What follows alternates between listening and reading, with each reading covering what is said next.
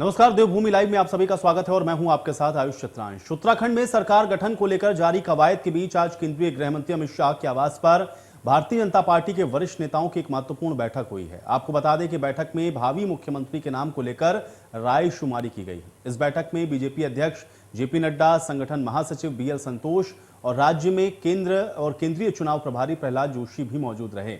इन नेताओं ने उत्तराखंड के कार्यवाहक मुख्यमंत्री पुष्कर सिंह धामी, प्रदेश अध्यक्ष मदन कौशिक, पूर्व मुख्यमंत्री त्रिवेंद्र सिंह रावत, वरिष्ठ नेता सतपाल महाराज और पूर्व केंद्रीय मंत्री रमेश पोखरियाल निशंक से विधायक दल के नेता के नाम पर विचार विमर्श किया। आपको बता दें कि करीबन 1.5 घंटे यह बैठक चली। बैठक में पुष्कर सिंह धामी, प्रदेश बीजेपी अध्यक्ष मदन कौशिक मौजूद रहे। साथ ही रमेश पोखरियाल निशंक और सतपाल महाराज भी इस बैठक में मौजूद थे। इसके अलावा इस बैठक में बीजेपी के अध्यक्ष जेपी नड्डा और संगठन महासचिव बीएल संतोष भी शामिल रहे। अब बैठक से पहले धामी ने कहा कि सरकार गठन की प्रक्रिया चल रही है। मुख्यमंत्री के नाम पर बीजेपी का केंद्रीय नेतृत्व ही फैसला लेगा। बैठक के बाद कौशिक ने भी बताया कि सोमवार यानी कि कल विधानसभा में सभी नवनिर्वाचित विधायकों का शपथ ग्रहण होगा और उसके बाद विधायक दल की बैठक होगी। आपको बता दें कि उत्तराखंड सरकार के गठन को लेकर पीएम आवास पर भी बैठक जारी है। इस बैठक में बीजेपी के वरिष्ठ नेता समेत कई लोग मौजूद हैं।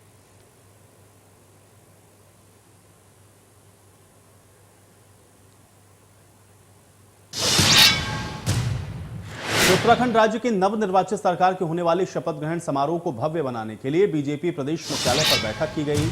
इस बैठक में प्रदेश महामंत्री अजय ने यह कहा कि कार्यकर्ताओं के प्रयास से बीजेपी ने ऐतिहासिक जीत हासिल की है। कार्यकर्ताओं ने उस मिथक को तोड़ा है जो कि उत्तराखंड की राजनीति में दशकों से चलता आ रहा है।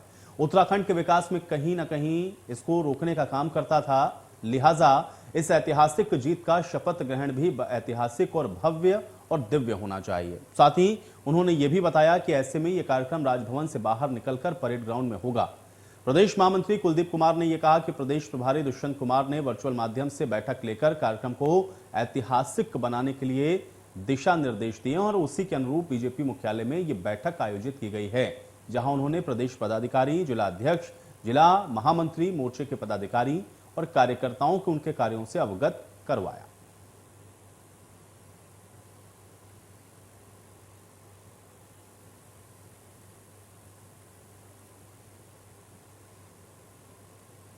पार्टी मेरे साथ मंच पर उपस्थित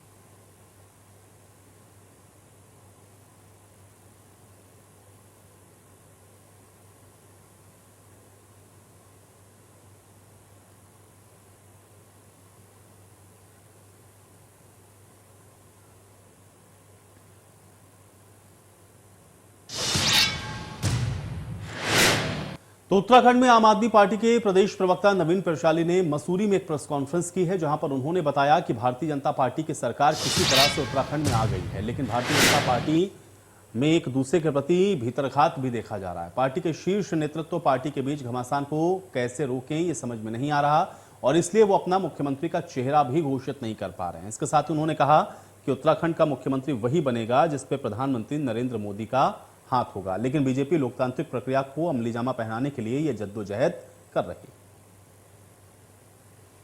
सारे दलों का सोपड़ा साफ कर दिया और हम जिस प्रकार से सफाई करते हुए आ रहे हैं, अगली बार हम उत्तराखंड पहुंचेंगे।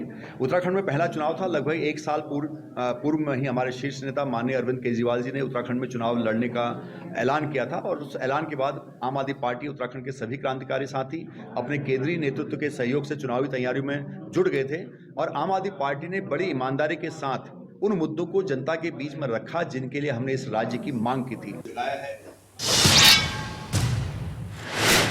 तो उत्तराखंड में सरकार के गठन को लेकर के कवायद के बीच में केंद्रीय गृह मंत्री अमित शाह के आवास पर भारतीय जनता पार्टी के वरिष्ठ नेताओं की महत्वपूर्ण बैठक हुई है और इस बैठक में भावी मुख्यमंत्री के नाम को लेकर के रायशुमारी हुई है। बैठक में बीजेपी अध्यक्ष जेपी नड्डा, संगठन महासचिव बीएल संतोष और राज्य के केंद्रीय चुनाव प्रभारी प्रहलाद जोशी मौजूद थे। इन नेताओं ने उत्तराखंड के कार्यवाहक मुख्यमंत्री पुष्कर सिंह धामी, प्रदेश अध्यक्ष मदन कौशिक और पूर्व मुख्यमंत्री त्रिवेंद्र सिंह रावत, नेता सतपाल महाराज, पूर्व केंद्रीय मंत्री रमेश पोखरियाल निशंक, आज से विधायक दल के नेता के नाम पर विचार विमर्श किया है।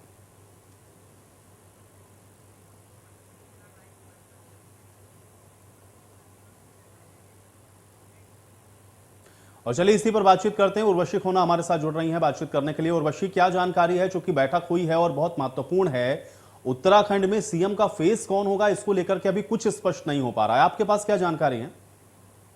सस्पेंस जारी है कि उत्तराखंड का मुख्यमंत्री का फेस कौन होगा। हाल सुबह से बहुत कई मीटिंग्स हुए, मीटिंग्स के सिलसिले बढ़ते गए हैं। अमित शाह इनके घर के आवास से लेकर रमेश पोखरियाल के घर तक का जो है कई मीटिंग्स हुई। पुष्कर सिंह धामी यहाँ पे, जिन्हें कल रात को अर्जेंटली दिल्ली बुलाया गया, उन्होंने कई मीटिंग्स की। आज फिर से वो देहरादून गए और अब जो है सारा एक्शन दिल्ली से देहरादून गया है। कल जो है वहाँ के सारे जितने भी विधायक हैं वो शपथ लेंगे और बाद में विधायकों के दल की जो है ये मीटिंग होगी। जो आज होनी थी ये मीटिंग अब कल होगी और कल शायद ये सस्पेंस खुल जाएगा कि कौन है मुख्यमंत्री उत्तराखंड का। क्योंकि कई पेच फंसे हैं, कहीं ना कहीं कई नाम रेस में है, पर कौन सा ऐसा नाम है जो सबसे आगे है? क्या वो पुष्कर सिंह धामी है जिन्हें हर कोई पुश किया जा रहा है, या कोई और है? तो उस पर जो है कल सस्पेंस खुलेगा, ये समझ के आता है।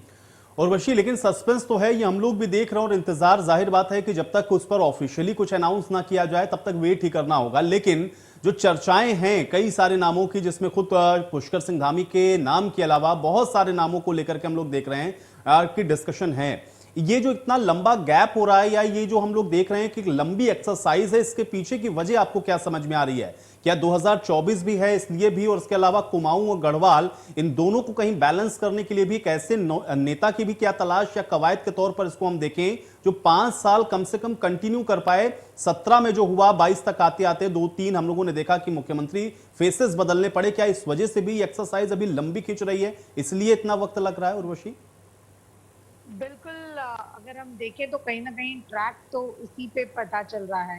क्योंकि हम देखते हैं कि अगर पुष्कर सिंह धामी इनके फेस पे इस बार इलेक्शंस लड़े भी, फिर भी पुष्कर सिंह धामी खुद क्योंकि जीत कर नहीं आए, तो कहीं ना कहीं आपस में ही जो नेता जीत कर आए हैं, जो कैंडिडेट्स जीत कर आए हैं, उनमें कहीं ना कहीं निराशा ना हो। उसके अलावा हर कोई कह रहा है कि हम खुद जीत कर आएंगे, या वो सीनियोरिटी बेस पर भी अगर कोई है विधायक दलों से, तो वो कहीं ना कहीं ऐसा स्टेचर नहीं है कि सीएम के पद पे बैठे।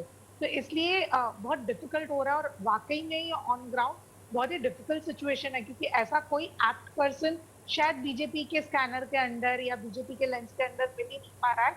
क्योंकि तभी तो इतना समय लग रहा है, क्योंकि आप देखिए बाकी राज्यों में ये बहुत प्रॉपरली और ओपनली अनाउंस कर दिया गया कि किस तरह से वही सीएम रिपीट होंगे। आज मणिपुर के भी सीएम बीरेन सिंह इनको लेकर जो है फिर से रिपीट होने की बात हुई। तो उत्तराखंड का ही पेज क्यों पता हुआ है? क्योंकि अब तक कोई एलिजिबल कैंडिडेट नहीं मिला और वहीं पे वो इन फाइटिंग भले ओपनली नहीं है, बट इन फाइटिंग, या जिस तरह से आपने सही बोला 2017 से लेकर जिस तरह से चीजें चेंज होते गई। अच्छा, और इस बार उत्तराखंड में बीजेपी पर डबल रिस्पॉन्सिबिलिटी, क्योंकि कहीं ना कहीं उन्होंने हिस्ट्री तोड़ा है और सेकेंड टाइम इनका टेन्योर कंटिन्यू हुआ है बीजेपी का। तो ऐसे में एक बहुत ही सही मायने में हर पैरामीटर्स से पास होने वाला ऐसा कोई नेता या ऐसा कोई फेज बहुत जरूरी है, और उसी को लेकर जो इतना मंथन चल रहा है। पर आज शायद जो बातें हुई हैं उसमें कंक्लूसिव चीजें बाहर आई हैं। प्रोबेबली ये पब्लिक कल तक होगी, ये समझ के। चलिए उर्वशी, बहुत शुक्रिया हमारे साथ जुड़ने के लिए, इस तमाम बातचीत के लिए। जोशीमठ के तपोवन में नहाने के दौरान स्थानीय युवकों और फायर सर्विस के जवानों के बीच में जमकर हाथापाई हो गई, जिसमें तपोवन के 2 युवक बुरी तरह से घायल हुए हैं। ग्रामीण घायल युवकों को उपचार के लिए सीएचसी जोशीमठ लेकर के गए हैं, जहां पर एक गंभीर रूप से घायल को हायर सेंटर के लिए भी रेफर करना पड़ा है। अब इस घटना की सूचना मिलने पर ग्रामीणों ने पुलिस चौकी तपोवन और कोतवाली जोशीमठ में इसको लेकर के जमकर हंगामा किया है। इसके अलावा दोषी फायर सर्विस के जवानों के खिलाफ सख्त कार्रवाई की मांग उठाई।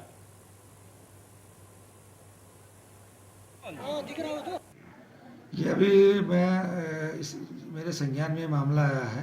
ये तपोवन में जो तपोवन है वहाँ पर नहाने के उसमें दो आपस में विवाद हुआ है, कुछ जो लड़ाई झगड़ा हुआ है, तो इसकी जांच की जा रही है, जांच करवा रहे हैं इसकी। जो भी जो अगर डिपार्टमेंट हमारे या जो भी इन्होंने गलती की होगी तो उनके खिलाफ बिल्कुल सख्त कार्रवाई की जाएगी।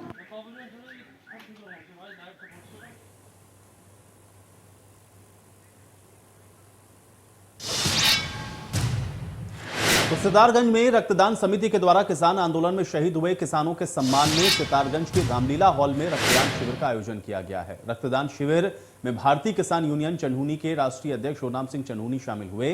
साथ ही भारतीय किसान यूनियन चंदूनी के राष्ट्रीय अध्यक्ष होरनाम सिंह चंदूनी ने रक्तदान शिविर का फीता काटकर शुभारंभ भी किया। रक्तदान समिति के द्वारा किए गए रक्तदान शिविर में युवाओं ने बढ़ चढ़कर रक्तदान किया।